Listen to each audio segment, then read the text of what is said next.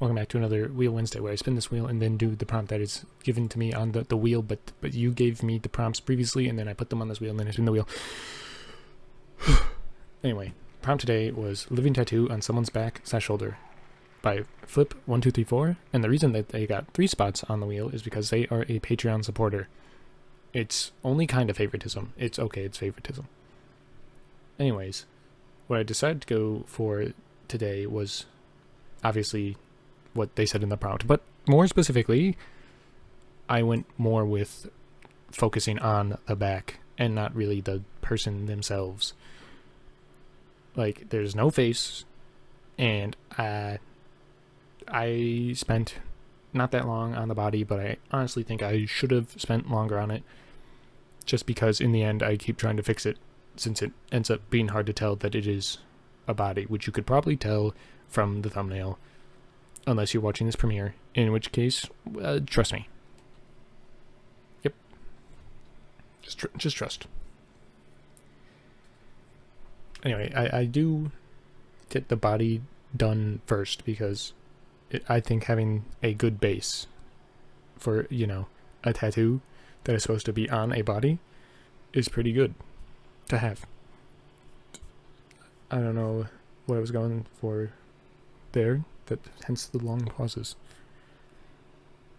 Anyway, back. I also put it in the dark. I don't know why. My original idea for this was going to be completely different, and then I didn't like how it was going, so I got rid of it, destroyed it. It's gone forever. But it was a much brighter, cheerier version. And also, it was more of an actual character along with the tattoo, and not the tattoo being the character. But I feel that a living tattoo should have more character, at least in this case. Since it's not, this isn't really character world building here. I mean, it could be, but I didn't think of it as that. So, the person themselves gets to be nondescript, human back. And here, yep, actually start the tattoo. And I wasn't really sure what I should do for the tattoo. Like, I didn't really have anything in mind. So I just kind of started doodling on their back. And I was thinking, obviously, more of an abstract tattoo, rather than one of those more... Yeah, I was going to say realistic, but there's a very wide range of tattoos. Basically, everything you can imagine can just be a tattoo. So I went with whatever this abstract-y kind is. I hope that's a good explanation. And then I thought, well, it's a living thing, so maybe it can move around, which is why I gave it this weird tail body-esque thing, or at least tried to. Kind of hard to tell in the dark, but it's there, kind of, sort of. Also, the way I'm doing this is just with a red overlay layer. Well, not layer, but red overlay pen on top of the same layer as the body, which I kind of regret doing, and I wish I did it on a different layer from the beginning, because I end up going back and trying to make the back stand out more. But before that, I start actually doing the living tattoo part, which I went with very literally, in the way that it could leave the body. And I tried to make it look more like ink, or similar to the tattoo that's on the actual body. And here you can see me going back to the back, just to try to make it more defined by highlighting it more, which was made a little annoying by the tattoo. But because of that, it ended up looking more like a burn mark, or like the tattoo itself was digging into the flesh rather than being just on it. So with the living tattoo, I can see that as being a plus rather than a negative.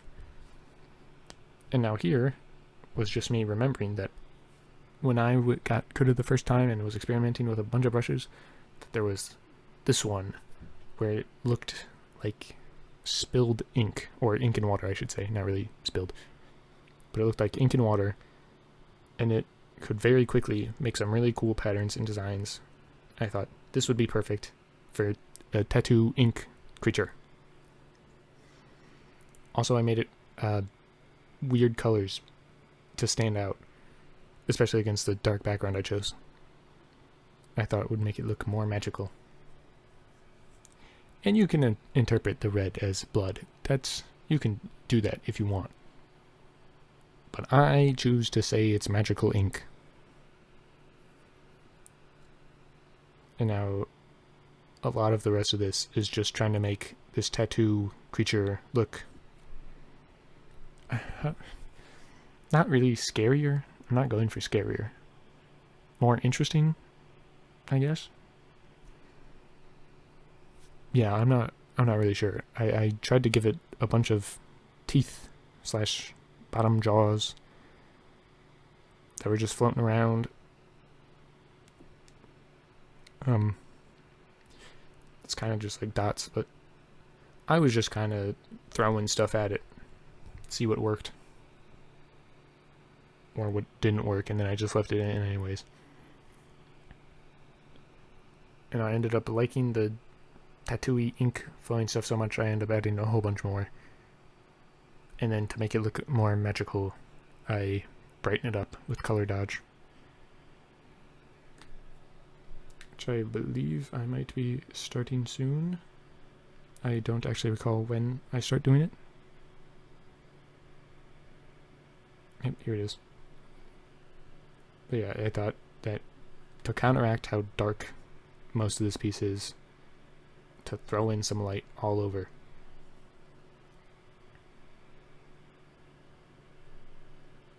And this red coloration doubled as looking like some sort of fire, which I thought looked nice.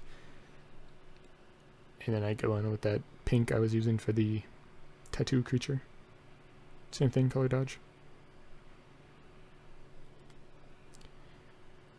And I didn't exactly make the body reflect how bright the tattoo creature is.